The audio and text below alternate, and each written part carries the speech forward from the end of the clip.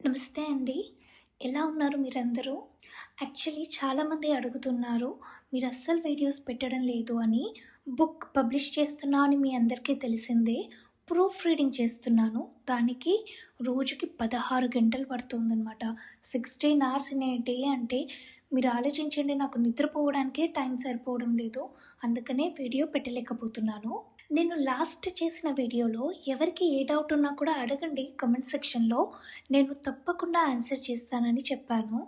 అయితే ఒక సబ్స్క్రైబర్‌కి ఒక డౌట్ వచ్చింది. మార్కెట్‌లో చాలా పుస్తకాలు ఉన్నాయి కదండీ లలిత సహస్రనామం మీద. మీ పుస్తకంలోని ప్రత్యేకత ఏంటి? మీ పుస్తకాన్ని నేను ఎందుకు తీసుకోవాలి అని అడిగారు. థ్యాంక్ యూ సో మచ్ అండి రమేష్ గారు ఈ ప్రశ్న అడిగినందుకు. మీరు ఈ ప్రశ్న అడగడం వల్ల నేను మన పుస్తకం గురించి కొంచెం వివరంగా చెప్పే అవకాశం వచ్చింది.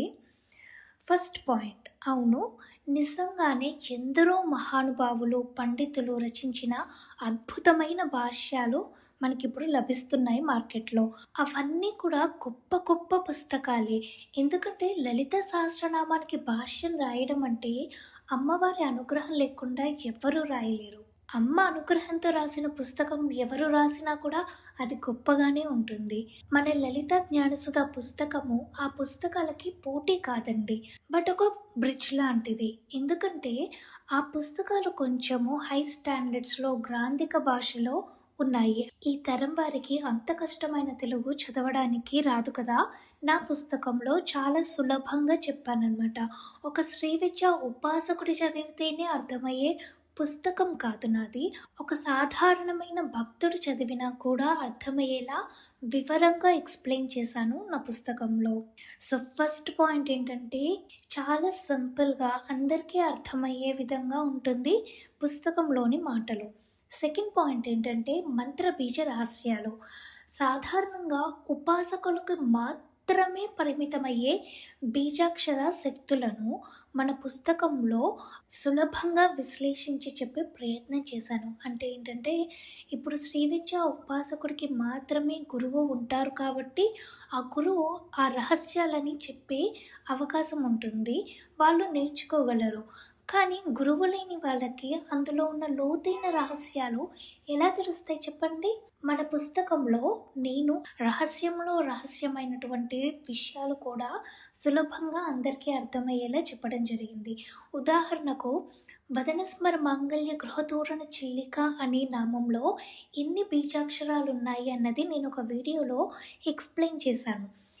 ఈ ఎక్స్‌ప్లనేషన్ ఒక గురువు ఉంటేనే మీకు దక్కుతుంది. లేకపోతే మీకు తెలియనే తెలియదు. అటువంటి కొన్ని అద్భుతమైన నామములుంటాయి లలిత సహస్రనామంలో. గురువు ఉంటే తప్ప అంత లోతైన అర్థం తెలీదు. అవి నేను క్లియర్‌గా ఎక్స్‌ప్లెయిన్ చేయడం జరిగింది. అంతేకాదు సాధనా మార్గం. అంటే ఇది కేవలం చదువుకునే పుస్తకం మాత్రమే కాదు. ఏ నామాన్ని జపిస్తే ఎలాంటి శుభ ఫలితం కలుగుతుందో తెలిపే ఒక సాధనా మార్గదర్శి అన్నమాట. అంతేనా అనుకుంటున్నారా? లేదండి, షట్‌చక్ర యోగిని వైభవం. అంటే మన శరీరంలోని 6 చక్రాల్లో అమ్మవారు ఏ ఏ యోగిని రూపాల్లో కొలువై ఉందో కూడా చెప్పడం జరిగింది. ఆవిడ ఏ రంగులో ఉంది, ఏ చక్రంలో ఉంది, ఆవిడ పేరేంటి, ఇలాంటి విషయాలు ఎన్నో ఉన్నాయి పుస్తకంలో. చెప్పడానికి ఏముందిలే, ఎన్నైనా చెప్పొచ్చని మీరు అనుకోవచ్చు, సహజమే. అందుకనే నేను ఈ వీడియోలో ఒక ఎగ్జాంపుల్ ఇద్దామనుకుంటున్నాను. 196థ్ నామం నుంచి 200థ్ నామం వరకు ఉన్న నామాలేంటి? సర్వజ్ఞ, సాంద్రకరుణ, సమానాధిక వర్జిత, సర్వశక్తిమయి, సర్వమంగళ, సద్గతిప్రద. అవునా? ఇప్పుడు చూడండి, ఐల్ ఎక్స్‌ప్లెయిన్. ఇది ఒక గుత్తి అనమాట. ఇదొక బంచ్ ఆఫ్ నామాస్. ఇందులో దాగున్న బీజాక్షరాలు ఏంటో చెప్తాను. సర్వజ్ఞ అంటే ఏంటి? సర్వము తెలిసినది. అంటే నాలెడ్జ్ ఉంటేనే కదా అన్నీ తెలుస్తాయి. జ్ఞానానికి సంబంధించిన నామం ఇది. దానికి సంబంధించిన బీజాక్షరం ఏంటి? ఐం బీజాక్షరం. సర్వశక్తిమయి అంటే శక్తి, బలం. దీనికి సంబంధించిన బీజాక్షరం ఏంటి? హ్రీం బీజం. సర్వమంగళ అంటే శుభము. పేరులోనే తెలుస్తాం కదా, అన్ని శుభములకు కారణమైన తల్లి. ఇందులో ఉన్న బీజాక్షరం ఏంటి? శుభమునకు బీజాక్షరం శ్రీం. తర్వాత నామం ఏంటి? సద్గతిప్రద అంటే ఫలితము. క్లీం బీజం అనమాట. అంటే సర్వజ్ఞ, సాంద్రకరుణ, సమానాధిక వర్జిత, సర్వశక్తిమయి, సర్వమంగళ, సద్గతిప్రద అంటే ఈ నామం ఒకే వరుసలో సర్వసిద్ధులను ప్రసాదిస్తుందని. ఒకసారి వరుసగా ఉన్న బీజాక్షరాల్ని గమనిస్తే ఐం, హ్రీం, శ్రీం, క్లీం అన్న బీజాక్షరాలు ఉన్నాయి. ఇవి మనం విడిగా చదివామనుకోండి దోషం అంటుకోవచ్చు. అందుకనే వసిన్యాది వాగ్దేవతలు దయతో నామంలోనే రహస్యంగా దాచి ఉంచారు. మీరు సర్వజ్ఞ నుంచి సద్గతిప్రద వరకు ఉన్న ఒక బంచిని కనుక 196th నామం నుంచి 200th నామం వరకు ఉన్న నామాల్ని కనుక మీరు జపం చేసినట్టు అయితే సర్వసిద్ధులు మీకు లభిస్తాయి. ఇదంతా కూడా నేను పుస్తకంలో ఎక్స్ప్లెయిన్ చేయడం జరిగింది.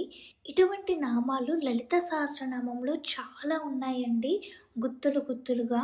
అందుకనే ప్రతిదానికి కూడా చక్కగా సింపుల్గా వివరణ ఇవ్వడం జరిగింది. అంతేకాదు మీకు ఇంకా ఈజీగా అర్థం అవ్వాలని టేబుల్ ఫార్మాట్లో కూడా ఇవ్వడం జరిగింది. సో మీరు ఒకసారి చూడగానే అర్థమైపోతుందన్నమాట. చెప్పాలి అంటే పుస్తకంలో ఇంకా చాలా విషయాలు ఉన్నాయి నేను చెప్పడానికి. కానీ అన్నీ నేను వీడియోలోనే చెప్పేస్తే మీరు పుస్తకం కొనుక్కున్న తర్వాత సర్ప్రైజెస్ ఉండవు కదా. సో ఇంకేమైనా డౌట్స్ ఉంటే అడగండి. అయినో చిన్న వీడియోనే చేశాను, ఎక్కువ ఎక్స్ప్లెయిన్ కూడా చేయలేదు. మిగతా నామాలు అన్నీ నిజంగా టైం లేదు, ప్రామిస్. నేను తొందరలో కొంచెం టైం చూసుకుని ఒక మంచి వీడియోని పెడతాను. శివరాత్రి వస్తుంది, నాకు మనసు చాలా ఉంది పరమేశ్వరుడి గురించి చెప్పాలని. నాకు తెలియదు టైం ఎంత దొరుకుతుందో ఏంటో, బట్ డెఫినెట్లీ శివరాత్రి రోజు నేను వీడియో పెట్టడానికి ట్రై చేస్తాను. మీరు ఎవరన్నా కూడా ఇంకా పుస్తకం కొనుక్కోకపోతే ఈ వివరణ తర్వాత పుస్తకం కొనుక్కోవాలనిపిస్తే please leave a comment. Limited బుక్సే ఉన్నాయండి, ఎక్కువ లేవు. సో ఇంకా మీ ఇష్టము. ఈ వీడియో మీకు నచ్చినట్టయితే ప్లీజ్ లైక్ చేయండి, సబ్స్క్రైబ్ చేయండి, కమెంట్ చేయండి. మీకు తెలిసిన వాళ్ళకి చెప్పడం మర్చిపోకండి. Thank you.